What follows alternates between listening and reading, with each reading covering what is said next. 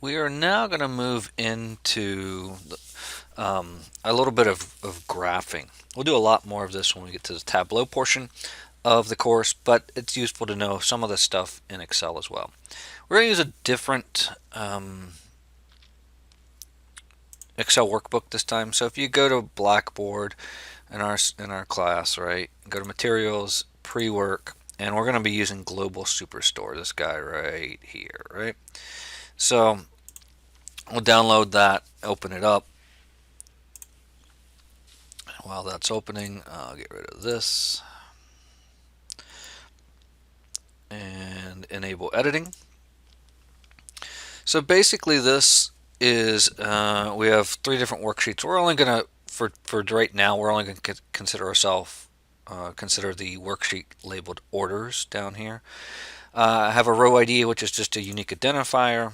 We see that we have 5,190 orders.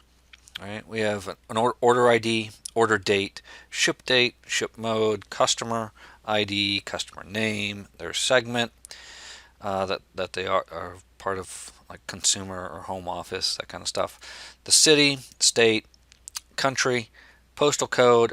Those are probably only valid for US for now. The market. So if I click on this little, I have it filtered already for us. We see Africa, Canada, EU, Latin America, US, Middle East, right? The region, product ID, category, subcategory, product name, sales, quantity, discount, profit, shipping cost, and order priority, right? So what we want to do here is try to understand some of our sales from our store. So let's first try to do it by market. Market was those big regions of the world that we were doing. So let's see if we can do sales by market. The first thing I'm going to do is I'm going to go ahead and create a table out of this. It's not necessary, but sometimes it makes our lives a little easier, especially if we want to add columns, that sort of thing. So I'm going to go ahead and hit Control T while I'm up in cell A1. And where is this table? It found it. It has headers, yes. Click OK. Not now. Table name up here. What if I change this to orders? It seems like it likes that, right? So then what I want to do is, now if I click on orders, right, it finds the right table for me. Right. All right, so what I want to do now is I want to insert a pivot table, right? I want to do sales by market. So I need to aggregate. The easiest way to do that is with the pivot table. So I'm going to insert pivot table. And yes, I want it to be orders. New work. It picks the correct table name that we named. New worksheet. Click OK. And so I want to take market. And so I'm going to take market here, drag it down to rows, and drop it. So there are the different markets that we have that we're selling stuff in. So then what I'm going to do is take sales from our field list up here, sales, and drag it down to values.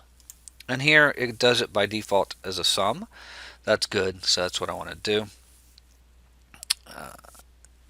We could change the number formatting if we wanted to currency, but since I'm in different markets, I'm not sure. I assume everything's in US dollars, but maybe not. So we don't necessarily have to do anything with that right now.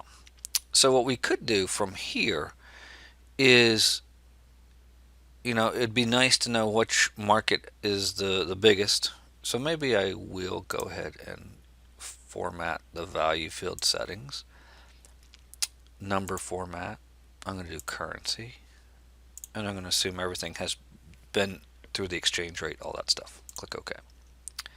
All right. So that makes it a little bit easier to say, okay, it looks like this is our largest market, right? APAC.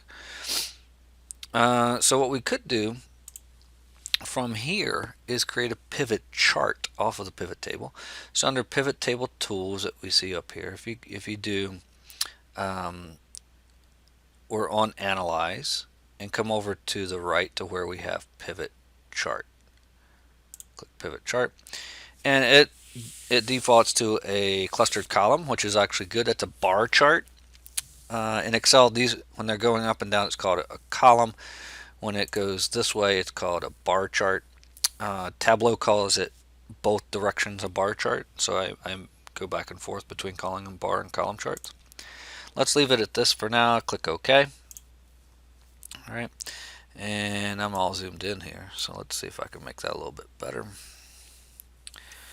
All right, so normally though, what we'd like to be able to do, I'm going to zoom out just a bit.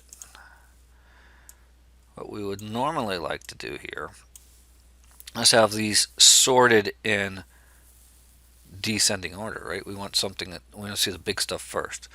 So we can come over to our pivot table, right click, come down to sort, come over to sort largest to smallest, and now the pivot chart changes automatically for us.